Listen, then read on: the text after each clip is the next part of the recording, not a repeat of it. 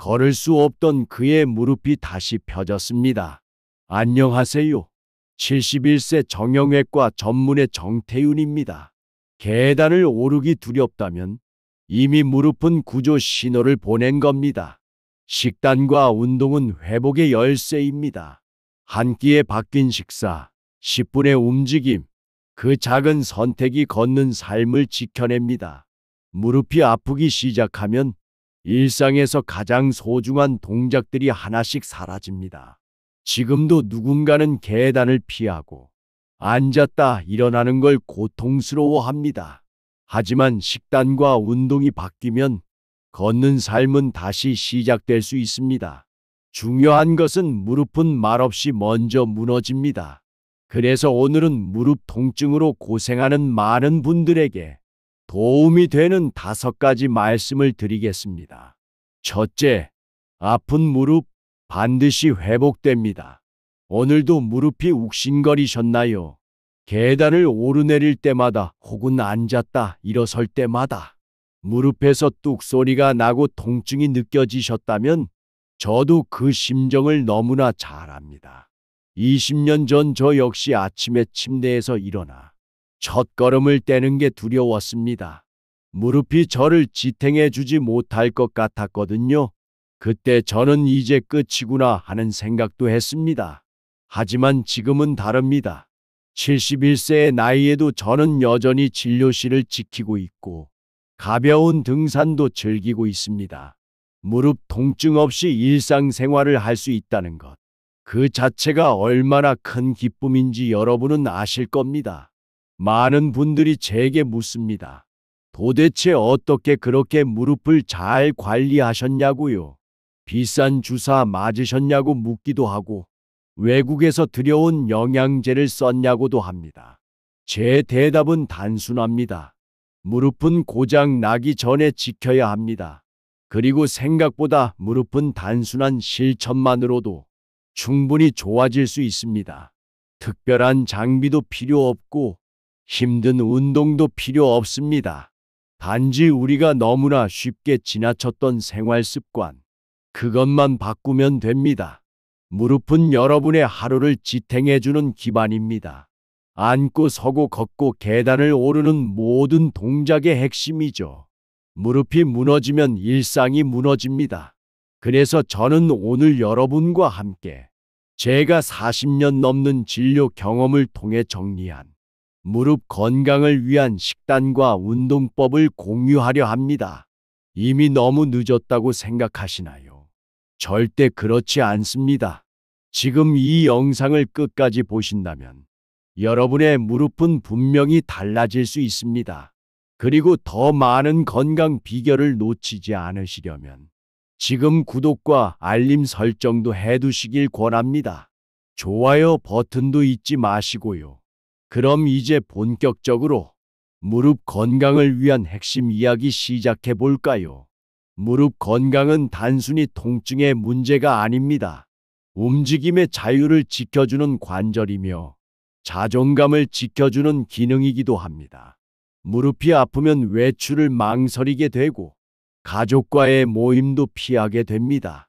친구들과의 산책조차 두려워집니다. 몸뿐 아니라 마음까지 위축되는 것이 바로 무릎 통증의 무서운 점입니다. 그래서 저는 항상 강조합니다.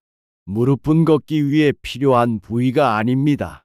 살아가기 위해 반드시 지켜야 할 생존 기관입니다. 저 역시 젊었을 땐 그 사실을 몰랐습니다. 무릎이 조금 불편해도 참고 넘겼고 운동할 때 스트레칭조차 제대로 하지 않았습니다. 그 대가로 50대에 들어서며 통증이 시작됐고 60대엔 계단을 오르기조차 버거운 날도 있었습니다. 그때부터 저는 무릎 공부를 시작했습니다. 해부학 책을 다시 꺼내 들고 연골과 인대, 근육과 체중의 관계를 깊이 파고들었습니다. 그리고 수많은 환자들에게 적용하며 검증된 생활법만 출연했습니다. 오늘 제가 알려드릴 이야기는 그 모든 경험이 응축된 정수입니다. 71세인 지금의 제가 직접 매일 실천하고 있는 진짜 무릎 회복 루틴입니다. 그러니 절대 포기하지 마세요. 당신의 무릎도 다시 좋아질 수 있습니다.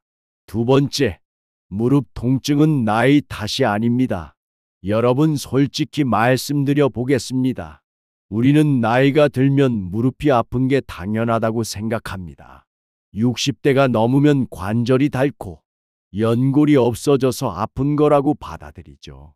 그래서 병원에서 무릎 연골이 닳았다는 말을 들으면 이제 나는 끝이구나 하고 절망하는 분들이 많습니다.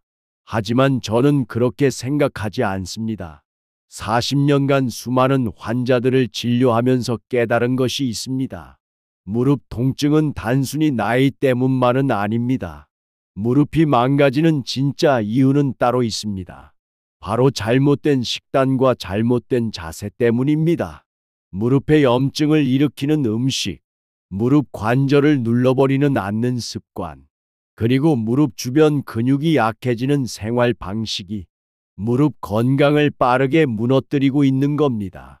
놀랍게도 많은 분들이 이 사실을 모른 채 주사나 약에만 의존하고 있습니다. 물론 심한 경우에는 그런 치료가 필요합니다. 하지만 대부분의 무릎 통증은 생활 습관만 바꿔도 충분히 좋아질 수 있습니다. 특히 체중이 무릎에 끼치는 영향은 상상 이상입니다. 체중이 1kg 늘면 무릎에는 3에서 5kg의 압력이 증가합니다. 즉 식습관만 조금 바꿔도 무릎 통증은 훨씬 줄어들 수 있다는 뜻입니다. 그리고 또 하나, 무릎은 움직일수록 더 아픈 것처럼 느껴지지만 실제로는 움직이지 않으면 더 망가지는 관절입니다. 관절액은 움직여야 순환되고 연골도 자극이 있어야 건강을 유지합니다. 그래서 저는 항상 말합니다. 무릎이 아프다고 가만히 있지 마시고 식단과 자세부터 바꾸라고요. 단, 아무거나 먹고 아무 운동이나 하면 안 됩니다. 무릎에 좋다는 소문만 믿고 실천하다가 오히려 상태를 더 악화시키는 경우도 많기 때문입니다. 무릎은 단지 뼈만 있는 구조가 아닙니다. 사이사이 인대와 근육, 그리고 연골을 보호하는 관절에까지 복잡한 조직들이 맞물려 있습니다. 이 중 어느 하나라도 균형이 무너지면 통증이 시작되고 염증이 생깁니다. 그런데 문제는 대부분의 사람들이 통증이 생긴 이후에야 관리하려 한다는 겁니다. 하지만 진짜 중요한 건 아프기 전부터 미리 관리하는 것입니다. 이제 제가 직접 환자들에게 실천시킨 무릎을 살리는 식단과 운동법을 알려드리겠습니다. 실제로 저를 찾아온 76세 김모 할머니의 사례가 있습니다. 무릎 통증으로 3년 넘게 병원을 전전하셨지만 매번 진통제만 처방받았다고 합니다. 제가 그녀의 생활을 하나하나 들어본 결과 문제는 식단과 움직임이었습니다. 하루 3끼 중 2끼는 라면이나 빵, TV를 보며 무릎을 꿇거나 다리를 꼬는 자세로 오래 앉아 있었고 운동은 거의 하지 않으셨습니다. 저는 그녀에게 식단과 무릎 근력 강화 운동을 병행하라고 했습니다. 처음엔 반신반의하셨지만 2달 만에 계단을 오를 때의 통증이 절반 이하로 줄었다고 하셨습니다. 이처럼 무릎 통증은 의외로 단순한 요인에서 비롯되는 경우가 많습니다. 그러나 단순한 만큼 바꾸기도 쉽습니다. 단 꾸준히 해야 합니다. 이제는 연골이 다 닳았으니 소용없다고 포기하지 마세요. 정말 중요한 건 지금부터라도 하루 10분만 내어 무릎을 위한 습관을 만드는 것입니다. 이제 다음 파트에서는 무릎의 염증을 줄이고 연골을 보호하는 실제 식단의 구성과 영양 원칙을 자세히 알려드리겠습니다. 세 번째, 무릎을 살리는 식단 원칙. 3가지만 기억하세요. 무릎 통증을 완화하고 연골을 보호하기 위해 가장 먼저 바꿔야 할 것은 식단입니다. 제가 40년 넘게 진료실에서 수많은 환자들을 만나며 느낀 것은 무릎 통증을 가진 분들의 식습관이 거의 비슷하다는 점입니다. 하루 3끼 중 2끼 이상을 흰쌀밥과 국으로 때우고 가공육과 튀긴 음식, 당분이 높은 간식을 반복적으로 섭취하고 계십니다. 이런 식단은 무릎 연골을 손상시키는 대표적인 요인입니다. 특히 과다한 당분 섭취는 염증 반응을 유도하고 관절액을 산성화시켜 연골의 자연 회복 능력을 떨어뜨립니다. 반대로 식단을 조금만 바꾸면 무릎 통증은 놀랄 만큼 줄어듭니다. 제가 실제로 권하는 식단에는 3가지 원칙이 있습니다. 첫째, 염증을 줄이는 식재료를 매 끼니 포함시키는 것입니다. 대표적으로 오메가3가 풍부한 연어와 고등어, 불포화 지방산이 풍부한 아보카도, 견과류, 그리고 브로콜리, 케일, 시금치 같은 녹색 채소는 염증 수치를 낮추는데 매우 효과적입니다. 둘째, 콜라겐 생성을 도와주는 영양소를 충분히 섭취하는 것입니다. 닭발, 도가니, 곰탕처럼 천연 콜라겐이 풍부한 음식도 좋지만 이보다 더 중요한 건 비타민C입니다. 키위, 딸기, 파프리카, 귤과 같은 과일과 채소는 콜라겐이 몸속에서 제대로 합성되도록 도와줍니다. 셋째, 무릎의 직접적인 하중을 줄이기 위한 체중 조절 식단입니다. 탄수화물 섭취는 줄이고 단백질과 식이섬유 중심으로 식단을 재구성하는 것이 필요합니다. 이 3가지 원칙은 어렵지 않습니다. 단 꾸준히만 하면 됩니다.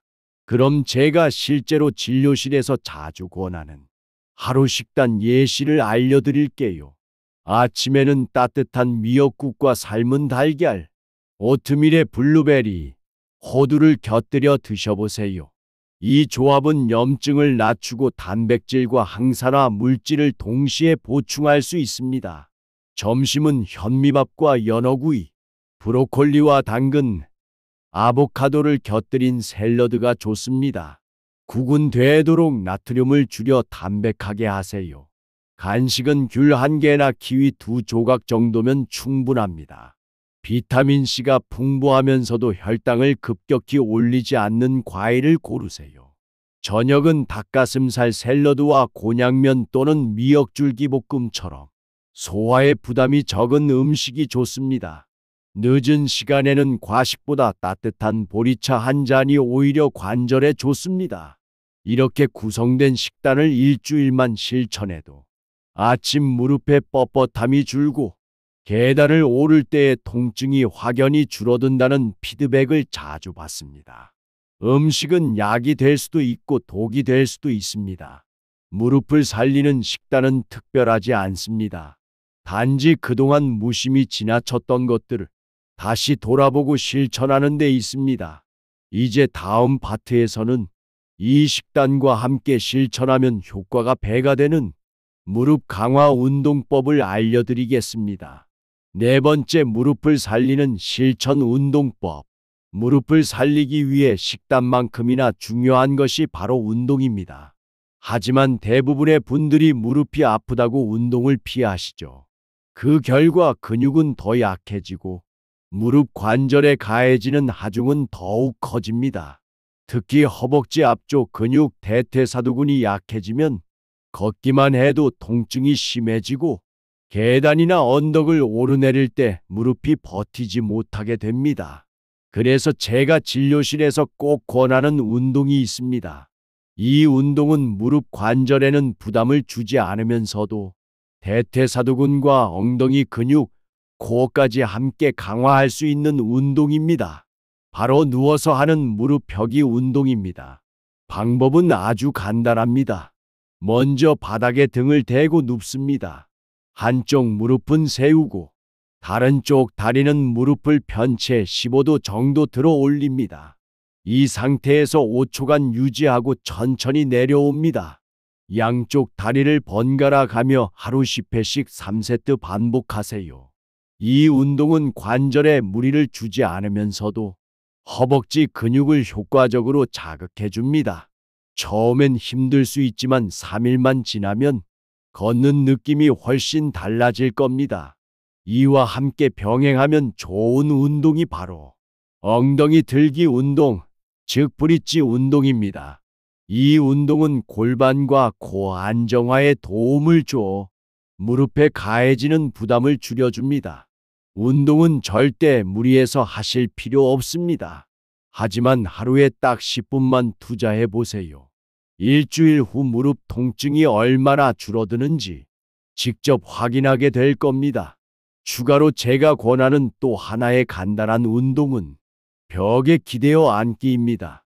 벽에 등을 붙이고 무릎이 발끝보다 나가지 않도록 주의하며 앉는 자세를 유지하는 훈련인데 허벅지 앞쪽 근육을 집중적으로 단련할 수 있습니다. 처음엔 10초부터 시작해서 하루 5초씩 늘려보세요. 30초 이상 버틸 수 있게 되면 무릎이 훨씬 더 안정적으로 버텨주기 시작합니다. 그리고 스트레칭도 빼놓을 수 없습니다. 운동 후에는 반드시 허벅지 뒤쪽 햄스트링과 종아리 근육을 가볍게 풀어주는 스트레칭을 병행해야 무릎 통증을 예방할 수 있습니다. 운동은 통증이 없을 때 하는 것이 아니라 바로 지금처럼 통증이 있을 때부터 시작해야 합니다. 다만 중요한 건 절대로 무리하지 않는 선에서 하루 10분 꾸준함이 전부입니다. 그 누구도 단 하루의 관절을 바꾸진 못합니다. 하지만 오늘 하루 10분이 쌓이면 1개월 후 무릎은 분명히 달라져 있을 겁니다. 5번째 결론 및 종합 정리. 우리는 무릎이 아프면 자연스레 병원에 가서 엑스레이를 찍고 약을 먹고 물리치료를 받습니다. 하지만 정말 중요한 건 내가 오늘 먹은 음식이 내 무릎을 살렸는지 갉아먹었는지, 내가 움직인 방식이 무릎을 보호했는지 더 망가뜨렸는지 스스로 인식하는 습관입니다. 진료실에서 제가 가장 자주 던지는 질문은 언제부터, 어떤 상황에서, 얼마나 자주 통증이 생기셨나요? 입니다. 이 4가지 질문은 단순해 보여도 어떤 관절 운동이 필요하고 어떤 식단으로 염증을 줄여야 할지 그 기준이 되는 핵심 정보입니다. 오늘 드린 식단과 운동 팁도 사실 그 4가지 질문에 대한 답에서 시작된 것입니다. 무릎은 단순히 연골의 문제만이 아닙니다. 전신 건강의 종합적인 결과입니다. 혈당이 높아도 체지방이 많아도 무릎은 상합니다. 그러니 무릎이 아플 때는 단순히 파스나 진통제에 의존하지 마시고 식사부터 자세부터 잠자는 습관까지 하나하나 되짚어보는 것이 진짜 해결의 시작입니다. 마지막으로 꼭 전하고 싶은 말이 있습니다. 무릎 통증은 몸이 보내는 구조 요청입니다. 지금 구조하지 않으면 몇 년 후엔 인공관절이 유일한 선택지가 될 수도 있습니다. 오늘 하루 따뜻한 국 한 그릇, 계단 한층 덜 오르기, 스트레칭 5분, 이 작은 행동이 미래의 나를 살리는 구조선이 될 수 있습니다. 시청해 주셔서 감사합니다.